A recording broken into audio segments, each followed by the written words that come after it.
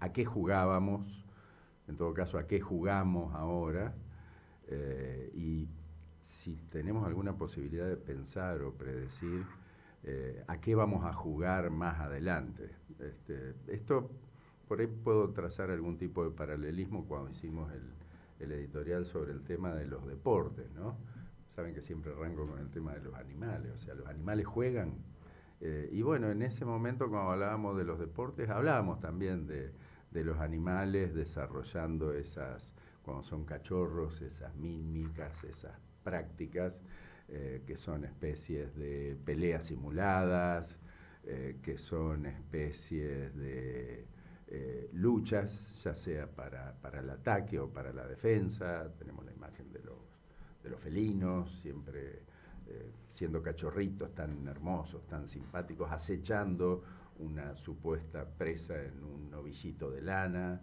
Tenemos esos potrillitos recién nacidos, tirando también patadas al aire.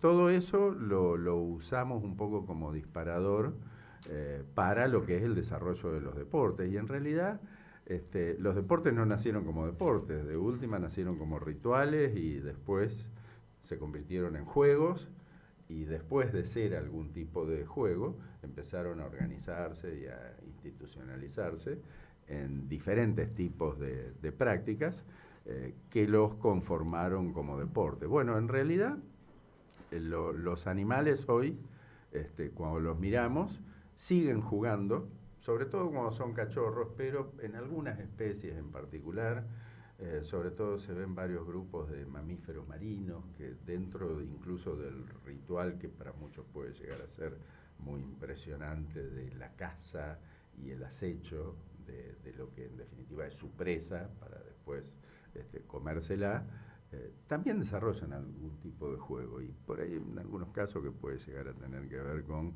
enseñarle a la descendencia cómo trabajar, cómo ver la velocidad del otro, la velocidad propia. Entonces vemos siempre que hay algún tipo de estructura que tiene que ver con el juego. Los primates ni hablar, o sea, los vemos. No estoy hablando de los primates en un zoológico, obviamente, donde todas las conductas están alteradas, pero vemos sí los primates no humanos en la naturaleza, también desarrollando algún tipo de juegos. Incluso en algunos casos los adultos, hasta podemos decir que en algunos casos se detecta algo como una especie de sentido del humor en algunos de los animales, y algo parecido a una risa, aunque no esté determinado que es tal cosa. Bueno, el tema es que nosotros los primates humanos también hemos desarrollado esas actividades, lo seguimos haciendo, y nuestros cachorros también lo hacen a partir de, obviamente, de determinados elementos que nosotros le proveemos, porque todos tenemos en claro que a diferencia de la mayoría de las especies, los seres humanos somos bastante desvalidos en nuestra primera etapa, por lo tanto necesitamos un cuidado muy cercano y un cuidado muy estrecho. Bueno, después de esta perorata, creo que para todos queda claro que este comentario de jugábamos, jugamos, jugaremos, tiene que ver con algo que yo dije que acá no íbamos a mencionar particularmente en nuestro programa, que es el tema del Día del Niño, porque durante toda la semana hemos estado escuchando en distintos programas del Día del Niño. ¿Y a vos qué regalo te hicieron cuando eras chiquito? ¿Qué regalo querías para el Día del Niño? ¿Qué regalo esperabas y nunca recibiste para el Día del Niño? Y ahí es donde empezamos a pensar un poco en el juego mediado, no el juego que hacíamos nosotros cuando éramos chiquitos, que era la escondida, piedra libre para todos mis compañeros. Yo no me acuerdo por qué eso de que a vos te tocaba contar y los descubrías a todos y venía el último y los salvaba a todos y vos...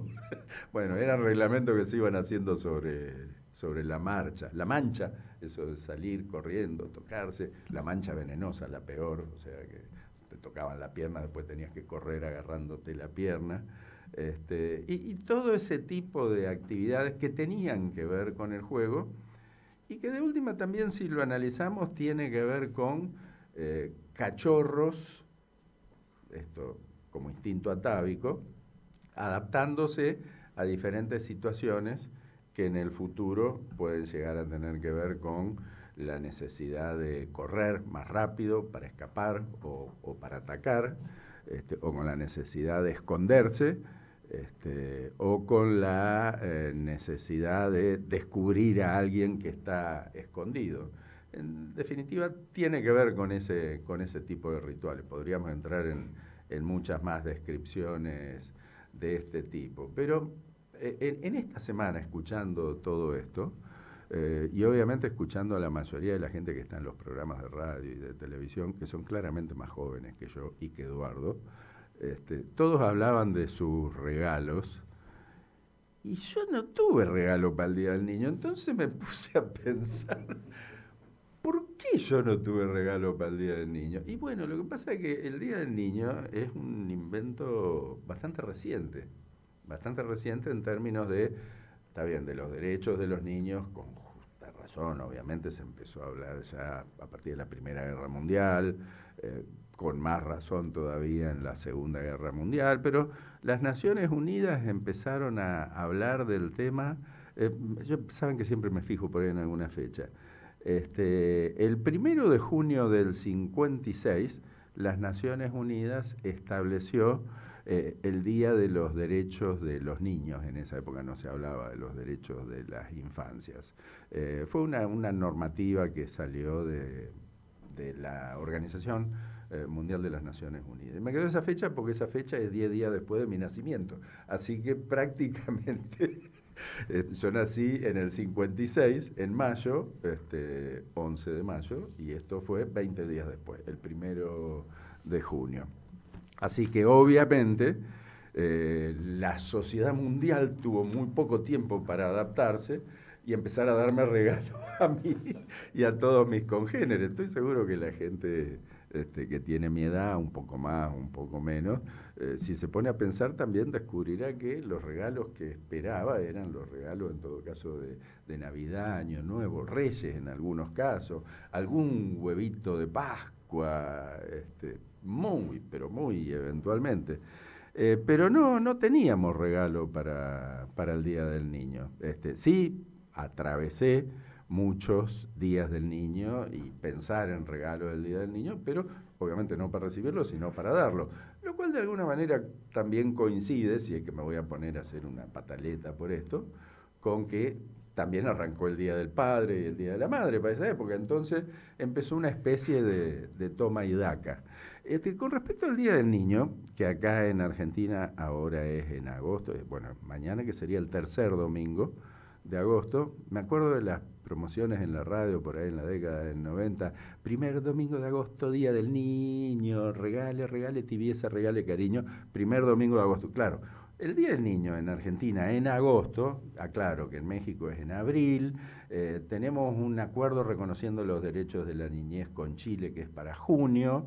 En este momento el Día de las Infancias de Naciones Unidas es en noviembre, pero acá en Argentina es en agosto. Cuesta mucho saber por qué es en agosto. La leyenda dice que es porque para esa época, en agosto, la gente ya cobró el aguinaldo, entonces puede tener más dinero como para comprar los regalos. Lo mismo ocurrió con el tema del primer domingo de agosto, a veces caía el primer domingo de agosto antes de que la gente haya cobrado, pues por ahí te caía el 1, el 2, el 3 o el 4, la gente no había cobrado, y entonces quien originalmente pidió, con mis respetos, que se cree en agosto el Día del Niño en la Argentina, que fue la Cámara del Juguete en Argentina, obviamente la que agrupa a todos los fabricantes y productores, con quienes me saco el sombrero y los felicito porque hagan este tipo de actividades, pidió que de ser el primer domingo de agosto pase a ser primero el segundo y después el tercero, y siempre hay una discusión grande porque encima en agosto coincide con algunos procesos electorales, entonces siempre tiene que estar cambiándose. El tema es que tengamos absolutamente en claro que si con algo tiene que ver el Día del Niño es con una festividad absolutamente comercial, para una infancia con juegos mediados. Juegos mediados, digo, juegos con juguetes. Y no hago ningún tipo de desprecio a los juguetes. Me encantaban los autitos de madera cuando era chiquito. Después empezó la mediada nuestra también, cuando éramos chicos, porque yo hablaba de las escondidas, hablaba de policías y ladrones, que era la otra. Yo siempre elegí ser policía, no sé por qué razón, en esa época no había una imagen tan negativa, digamos, de esta cuestión. Después empezaron también, en las épocas del despertar, muchos se van a acordar también de Verdad o Consecuencia, o el juego de la botella, y todo ese tipo de cosas que, de última, se referían a cachorros ensayando actividades para la adultez, porque tenía que ver con las relaciones interpersonales en una época en que, también hay que decirlo, tristemente era mucho más binaria, o sea, había varones y mujeres. Hoy reconocemos una gran diversidad, lo cual incluso me imagino que hoy los chicos en algunos casos deben seguir con la botella y con Verdad, Consecuencia y todo ese tipo de cuestiones. Entonces, cuando me pongo a pensar, después del Valero y el yo-yo, que eran muy rudimentarios, si ustedes quieren, pero era un juego mediado, porque ya requerías algo. Después empezaron a aparecer los yo-yo con las lucecitas, y el trompo automático, y los avioncitos, y cada vez le iban metiendo más. Yo me acuerdo que quería la caldera. Claramente no era para el Día del Niño, porque yo reitero, era para la época de Navidad y Año Nuevo, pero esa calderita que con alcohol de quemar la hacías andar y vos veías cómo generaba el vapor y producía. Era un juego caro al que no se accedía. El aspiracional era el Scalectri, o sea, tener el tema de los autitos. Nunca conseguido en mi caso. Es más, ahí escuchaba hablar estos días en la radio también de algunos que se acordaban de esas casas donde había juegos de Scalectri, de autitos eléctricos acá en Santa Fe, que lo hacían de manera casi profesional. Bueno, como una especie de pago de una frustración del pasado, por ahí en la década del 80 habíamos armado un grupo con gente reconocida aquí de la ciudad, el Piojo Navarro, de hecho era en su casa, el Piojo Navarro, Miguelito Irigoyen, Roby Palamedi. Había un grupito que éramos los profesionales, porque todos estábamos recibidos, con muy poco laburo, hay que decirlo, y se nos ocurrió armar una pista de Scalectri nuestra. Y la armamos en la casa del Piojo, en la cochera, sobre un bastidor, con unas soguitas. Habíamos armado un bastidor enorme. Era una pista de 4 carriles que ocupaba toda la cochera, tenía una S, un 8, una recta, cuentavueltas, y realmente nos juntábamos como mínimo 2 veces por semana a jugar con los autitos. El problema es que se corrió la bola, en esa época no había ninguna pista en Santa Fe, y empezamos a recibir un montón de gente que quería venir y que quería participar, y empezaron a ofrecer dinero para participar, cosa que nosotros no queríamos de ninguna manera para que no se pudra, pero que no se pudra, que no se complique, estoy diciendo en buen español. Y bueno, finalmente que dejás entrar a uno, que dejás entrar a otro. Los creadores de la pista después teníamos que pedir permiso para ocuparla. Había sido un proceso, Héctor Navarro, el hermano mayor de Piojo, que era ingeniero electromecánico, es el que diseñó todas las guías de cobre, para que con las escobillas eléctricas los autos reciban la energía. También se complicó mucho porque lo habíamos mantenido con los autos estándar. Claro que era toda una competencia, o sea, el Roby Palamedi era la Larva Palamedi y tenía el Larbus Caravan. Y yo, bueno, veterinario, el único de las artes de curar ahí, había armado no sé si seguirá existiendo el producto que era un laxante, Cirulaxia Reisintil.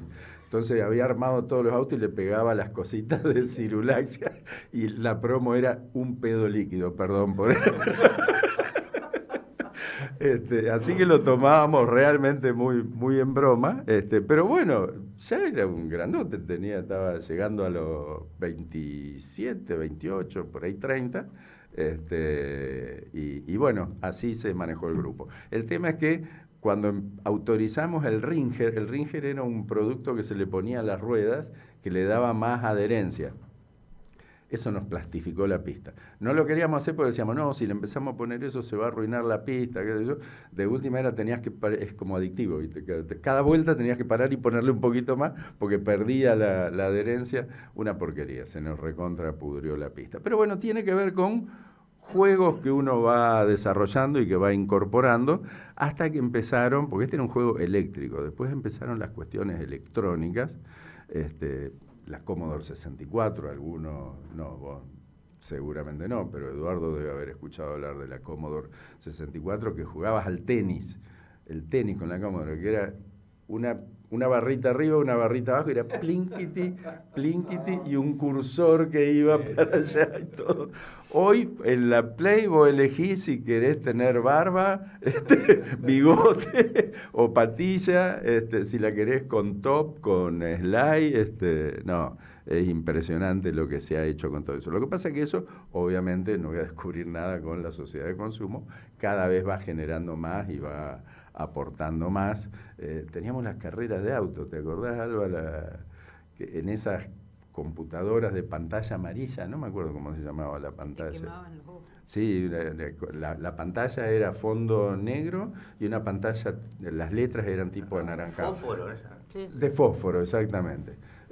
Donde, bueno, claramente los sistemas operativos eran, las planillas de cálculo eran Lotus 123, la más evolucionada, y los procesadores de texto eran el Multimate, todavía no existía el Word, Windows recién, se empezaba a escuchar de eso.